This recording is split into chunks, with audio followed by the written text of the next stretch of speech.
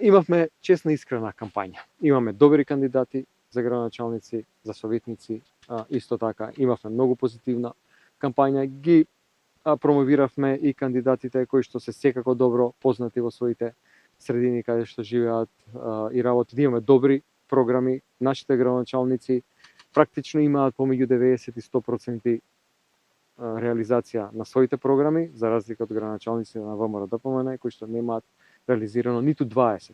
И тоа е така насекаде низ државата.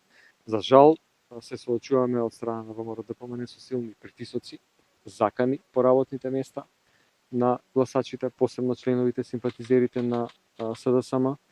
Понатаму подкуп, обиди за подкуп дури на самите гласачки места, понатаму закани на фирмите да се појават на одредени настани и сметам дека тоа не е во духот на демократијата. Сите овие забелешки ги доставивме и до Државната изборна комисија и до набљудувачката мисија на ОПС.